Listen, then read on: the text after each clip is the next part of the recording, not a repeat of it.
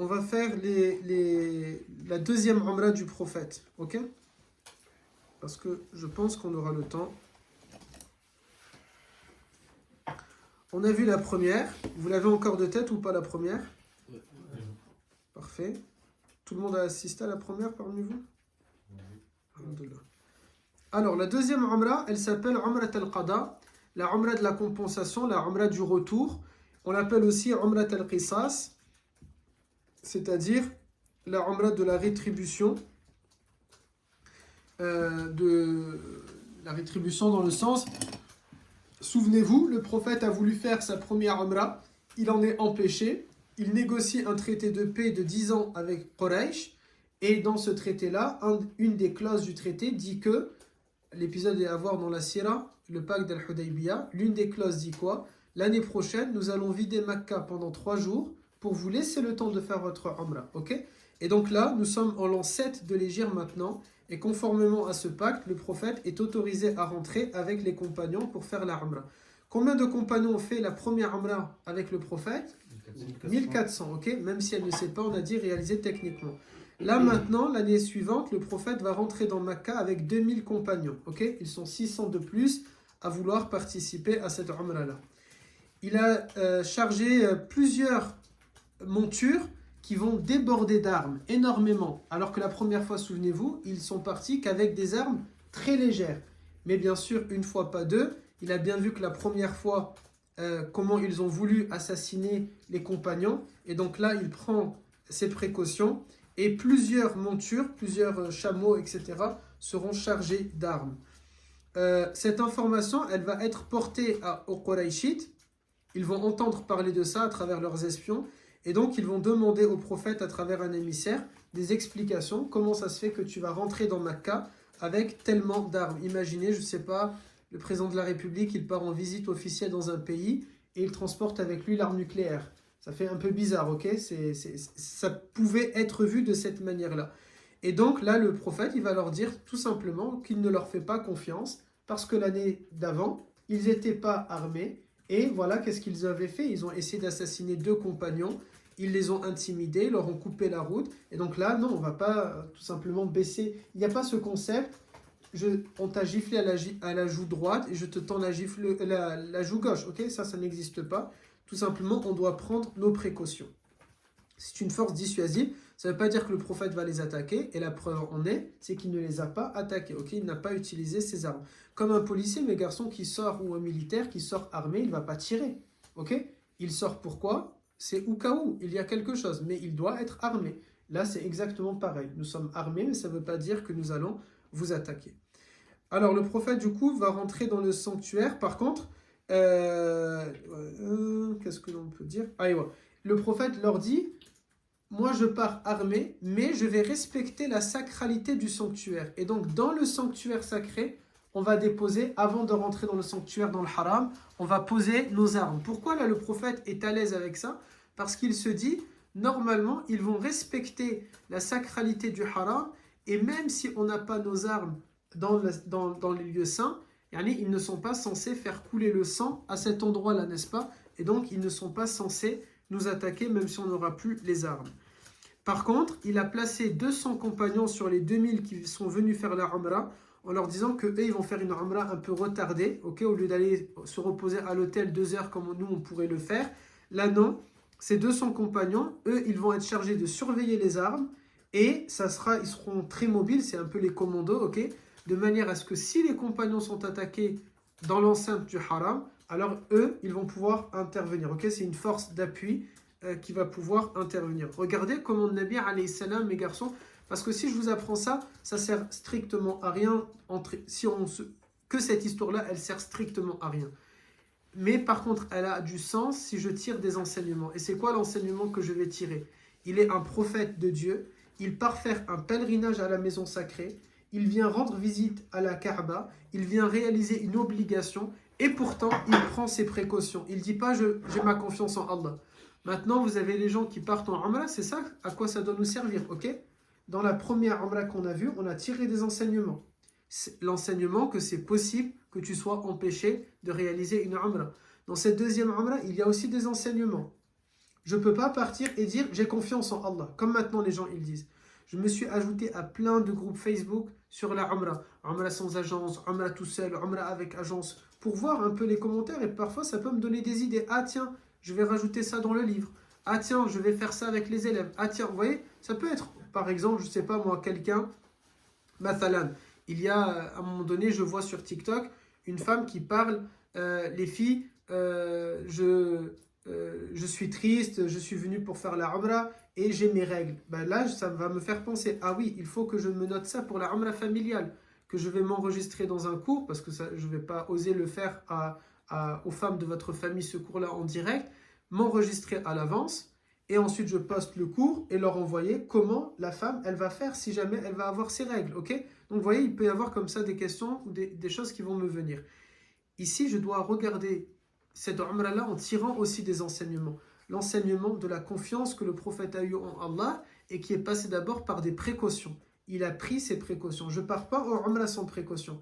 Sur ce groupe, je vois, il y a des gens, par exemple, qui disent « Comment je fais le visa ?» Quelqu'un qui lui dit « Aie confiance en Allah, va jusque là-bas. » Parce que c'est la personne, elle dit « Mon visa, mon passeport, il va mourir avant 6 mois. Comment je viens de m'en rendre compte, comment je vais faire, mes billets d'avion étaient achetés. » Et la personne, elle lui dit « Aie confiance en Allah, tu vas et tu vas passer crème. » Comment ça, tu vas... Non, là, c'est pas une confiance en Allah, ok? Tu n'as pas pris tes précautions. La seule chose que tu peux faire avant de partir, t'appelles vite le consulat et tu fais un laissez-passer. Mais c'est pas j'arrive et j'ai confiance en Allah. Comment ça, c'est possible, ok? Il faut pas l'imaginer de cette manière-là.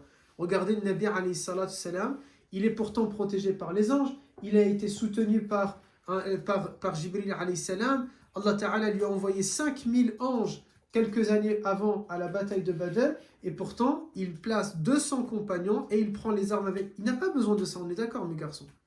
Il fait le tour et il ne va pas priver 200 compagnons de la Umrah avec lui. Il tourne et s'il est attaqué, il ne demande juste Ya Arab et Allah Ta'ala lui envoie Jibril alayhi salam et l'affaire elle est bouclée. Mais dans l'islam, c'est pas comme ça que ça marche. Tu veux demander à Allah? Entreprends les causes. Fais as-sabab. Tu fais sabab, après demande. Mes garçons, n'allez pas en Umrah. Après, vous allez me dire, mais moi, la dua n'est pas passée. Wallahi, si tu fais les causes, Allah Ta'ala, il ne va pas te laisser tomber. Tu es sincère et tu as fait les causes, Allah Ta'ala ne te laisse pas tomber. Mais c'est quoi les causes? Mes garçons, les causes, moi, personnellement, quand je veux quelque chose, les causes, c'est des véritables causes alors que je dois faire. C'est pas un petit effort. Je dois être convaincu, j'ai tout fait. Je ne peux plus rien faire. Ce n'est plus entre mes mains. Il n'y a que Allah Ta'ala maintenant qui peut gérer cette affaire-là. C'est au-delà maintenant, ça y est, khalas de mes limites. Moi, j'ai tout fait. Maintenant, c'est entre les mains de Allah Ta'ala. Là, j'ai fait les causes, mes garçons. Amma, si c'est simplement j'ai fait dua, je le veux trop, là, ok? Tu veux être riche, tu travailles, tu travailles, encore et encore, encore et encore, tu te tues dans ça et tu places ta confiance en Allah Ta'ala. Et là, tu demandes à Allah Ta'ala, là oui. Ensuite, le prophète sallallahu alayhi wa sallam,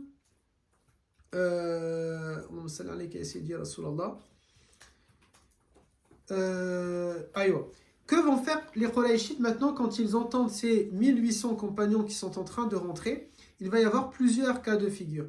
Il y a les Qurayshites qui vont rester cloîtrés dans leur maison. Ils ne veulent pas voir ça. Ils ont peur de voir ces images-là, ok? Ils ont peur que ça leur travaille. Il y a ceux qui se sont regroupés à Dar al-Nadwa pour regarder les musulmans en train de faire tawaf. Et ça, c'est joli à savoir. Pourquoi c'est dans le cadre de la Umrah? Parce que quand on fait le tawaf, on tourne, et moi je vais vous montrer où était Dar al-Nadwa. Imaginez Dar al-Nadwa, ils sont dans une maison, et depuis leur fenêtre, ils sont en train de regarder les compagnons en train de tourner, ils sont en train de les dénigrer, de les juger, mais cette même Dar al-Nadwa, maintenant, elle est incluse dans la mosquée. Nous sommes rentrés même dans Dar al-Nadwa, vous voyez? Et là, il y a une symbolique qui est forte. Parce que ceux qui étaient en train de se moquer de Nabi alayhi salam, nous voilà en train de marcher et de faire nos dua avec encore plus d'intensité quand on est dans cet endroit-là, parce que nous sommes dans un lieu où ils ont critiqué Nabi alayhi salam, ils ont fomenté des coups d'état et des assassinats contre lui, mais nous sommes là, nous sommes en train de fouler la terre à cet endroit-là, et c'est devenu Al-Haram, Al-Makki, ça fait partie maintenant du sanctuaire. Il y a ceux qui ont complètement quitté la ville, et il y a ceux qui se sont positionnés sur des monts, sur des montagnes, sur plein de petites montagnes tout autour, pour avoir une vue penchante, on dit penchante, une vue plongeante, masha'Allah, une vue plongeante sur la Kaaba et donc sur les différents rites. Mais il y a un point commun dans les 4 réactions, c'est que les 4, ils ont été étonnés de la foule humaine qu'il y a eu, ok, avec le prophète, alayhi salam. Il est parti 7 ans plus tôt en cachette avec Abu Bakr et le voilà revenu avec 2000 compagnons en train de faire leur première Umrah.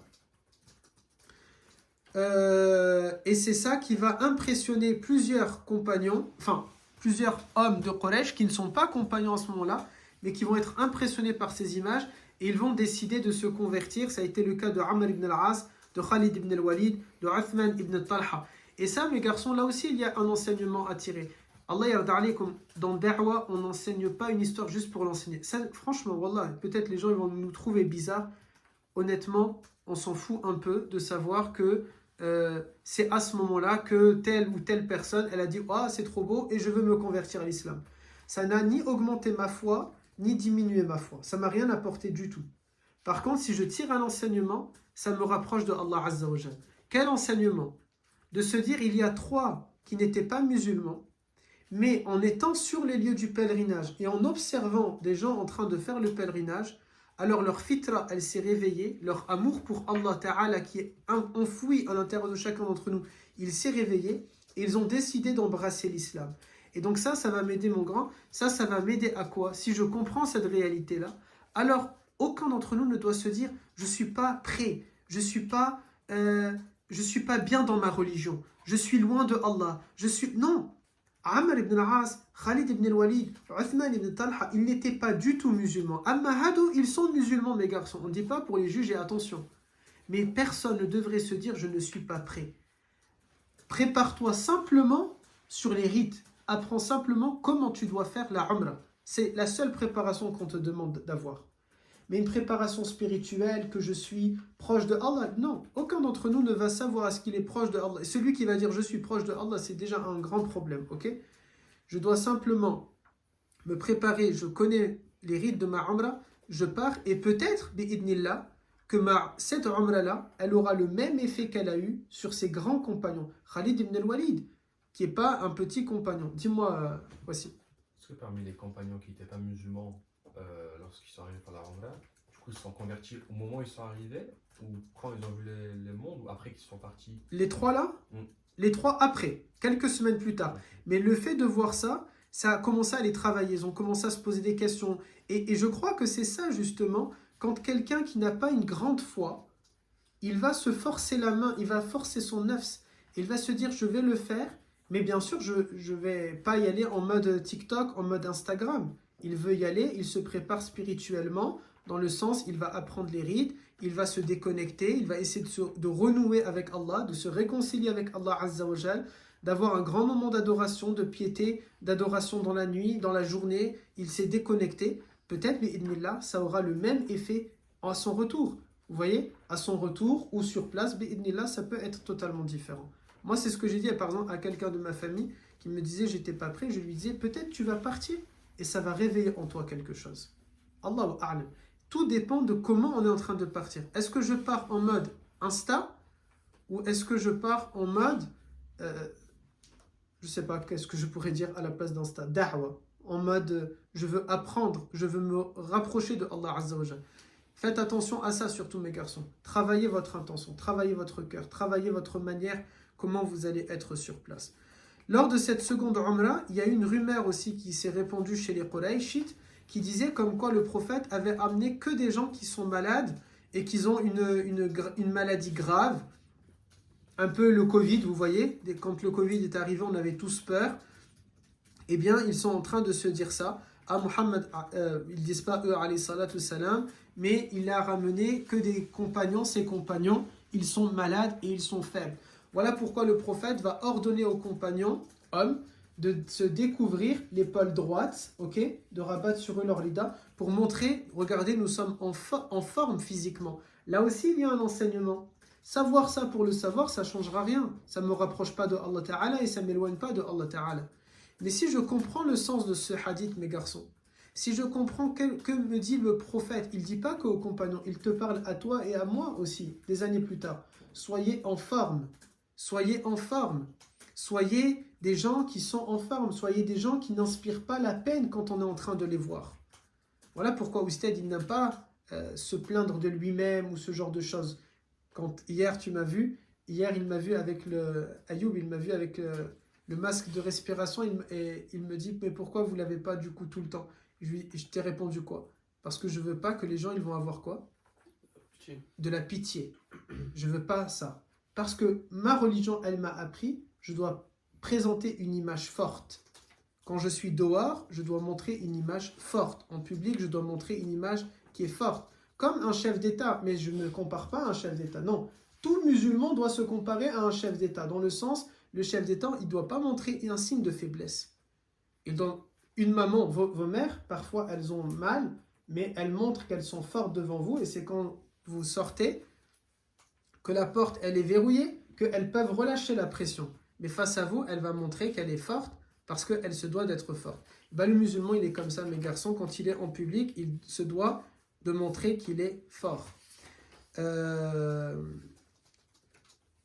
Ensuite aussi, le prophète, il va dire aux compagnons, à cette umrah-là, il va leur dire, élevez la voix pour montrer que vous êtes en forme également, pas que physiquement, mais aussi par rapport à votre voix. Voilà pourquoi depuis l'an 7 de l'Hégire, lorsque nous les hommes, on veut faire at-talbiya, qu'est-ce que l'on fait? On le fait à voix haute. Labbaik Allahumma labbaik, labbaik la... De cette manière-là. Et non pas labbaik Allahumma labbaik. Alors après, il y a un contexte.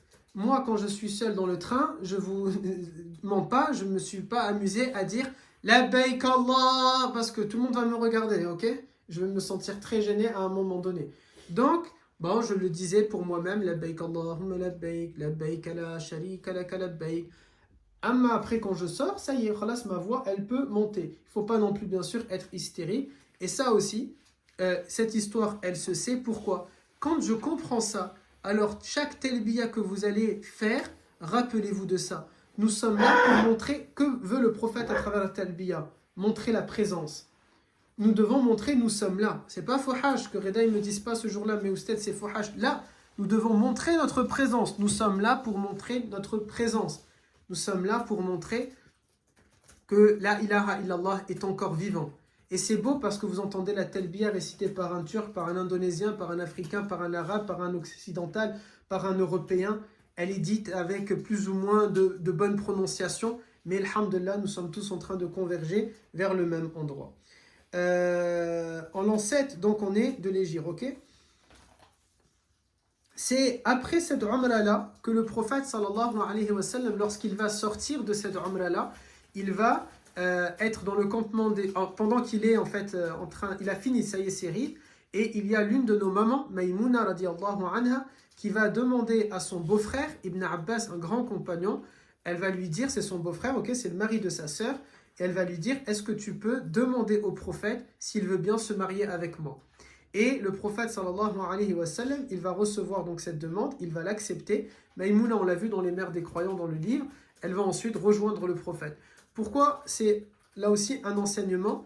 Le prophète n'a pas fait, mes garçons, cette demande de mariage ne s'est pas fait pendant les rites de la Umrah, elle s'est faite après. Et c'est pour ça que quand on fait la Umrah, mes garçons, il n'y a pas, attention, regardez le TikTok Ayman il a vu, je ne sais pas si on a vu le même, parce que moi dans le mien, il parle de mariage. Après, je ne sais pas si toi tu as vu celui-ci avec le mariage, parce que c'est plein maintenant de TikTokers salafistes qui ont repartagé ça. Apparemment, ils ont du 20 au 28, c'est vraiment un truc commun. Et l'un d'entre eux, il dit donc 2 jours entrepreneuriat, 3 jours, je crois, 2 jours à Médine et une Umrah. Et à la fin, ils disent, tu sais comment faire la hijra, tu sais comment entreprendre et tu peux te marier également. Comment c'est possible de lier le voyage spirituel de la Umrah avec le mariage, alors même que le prophète l'a fait une fois que tout est fini? N'oubliez pas, il vit sur place, il ne va pas rentrer en France, ok? Mais dans les rites de la Umrah, aucun contrat de mariage ne peut être réalisé. Alors toi et moi, on sait très bien qu'on va partir en Umrah, on ne va pas aller se marier. Pourquoi Oustad il te l'enseigne? Parce que tu ne dois pas penser à ça là-bas. C'est pas que je vais signer mon mariage, mais je ne pars pas là-bas également pour faire. Je vous ai dit, j'ai croisé quelqu'un il était en train de parler en français, et il disait, regarde bébé, ça donne envie, Inch'Allah, on fait le halal et après on revient ensemble. Yani, sous-entendu, quand tu parles avec elle, il n'y a ni halal, mais il n'y a que du haram, ok? Donc là, clairement, comment c'est possible? Ah, mon grand. Comment c'est possible de faire ça? De la même manière, par exemple, la umra familiale, je dirais à vos mamans, surtout à vos mamans, attention mesdames, personne ne va parler de mariage avec personne. Parce que c'est quelque chose de naturel. La mère d'Anas, elle pourrait dire à la mère de Wassim, ah, j'ai une fille, bah, elle cherche à se marier, masha'Allah, c'est votre fils là, masha'Allah. Yani, sous-entendu, je suis ouverte au mariage. J'ai pris 2 exemples qui ne sont pas réels, puisque sa sœur, désolé pour toi, elle est, masha'Allah, déjà mariée. Ça, ils sont racistes là aussi. Non, ils ne sont pas racistes. T'as donné un blaze de nom de famille alors que c'est enregistré le cours. Regarde comment il te dévisage. Un Moujane. C'est connu dans tout Montpellier, ça. Ok, mes garçons. Ensuite, tac, rapidement, parce qu'après, il y a le cours, il y a le foot. Ils vont venir directement ici. Ah non, je sais pas. Du coup, je ne vous raconte pas l'histoire de Maïmouna et du mariage, parce qu'elle est dans le livre, en réalité, ok? Vous allez dans le chapitre de Maïmouna, c'est le dernier chapitre. Donc tout ça, je peux le passer. Tac.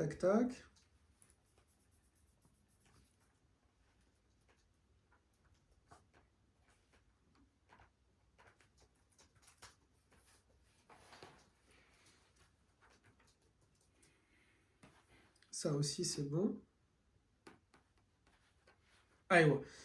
Juste par rapport à cette umra-là, on finit sur ça. Je vous invite à lire, mes garçons, lisez le chapitre de Maïmouna parce que ça a plus de sens que je vais dire là. C'est parce que Maïmouna, elle a réussi à se marier avec le prophète. Elle est devenue après la dernière mère des croyants. Le prophète a accepté son mariage et après Allah Ta'ala a révélé un verset dans lequel il lui dit, Allah Ta'ala dit que après ça, il ne t'est plus permis désormais de prendre d'autres femmes ou de changer d'épouse en dehors de tes esclaves, même si tu étais attiré par la beauté d'autres femmes. Rien n'échappe à la vigilance du Seigneur. Tout ça, après, je le décris dans le livre, pourquoi, c'est quoi le terme esclave, etc. etc. Mais Maïmouna, notre maman, Maïmouna, dans le cimetière de Baqir al-Gharqad, que vous voyez là, juste derrière, n'est-ce pas? Dans ce cimetière-là, il n'y a que Saïda Khadija qui n'y est pas, elle est enterrée à Makkah, parce que c'est avant l'Hégire, et Saïda Maïmouna, radiallahu anha, la première et la dernière, subhanallah, ne sont pas enterrées dans Baqir al-Gharqad. Maïmouna, pourquoi elle n'est pas enterrée à Baqir? Parce qu'elle va dire, je me suis mariée avec le prophète à Makkah, à Sarif, à un endroit, une petite localité qui s'appelle Sarif, alors amenez-moi à Sarif, parce que quand elle sent qu'elle va bientôt mourir, elle est dans l'agonie, elle demande à ses neveux, amenez-moi, toujours ses neveux, pourquoi? Parce qu'elle n'a pas eu d'enfant avec le prophète, amenez-moi à Sarif, je vais être enterrée là-bas. Elle est enterrée, mes garçons, à l'endroit exact, c'est elle qui a montré, elle s'est allongée à cet endroit-là, et elle est restée jusqu'au moment de sa mort, à l'endroit exact où elle a passé sa première nuit avec le prophète à Sarif. Okay? À cet endroit-là, exactement, elle est enterrée. Et donc, ça nous permet de savoir cette localité, l'endroit exact où le prophète avait planté sa tente lui-même, okay, quand il est venu pour faire la umrah. Voilà comment s'est passée la deuxième umrah du prophète, alayhi salatu salam. Est-ce que vous avez des questions, mes garçons? Aucune? La deuxième umrah, avec les enseignements à tirer de cette deuxième umrah, c'est important. Ok? Alors, si vous n'avez pas de questions, on a fini par rapport à ça. On va se voir demain, Inch'Allah.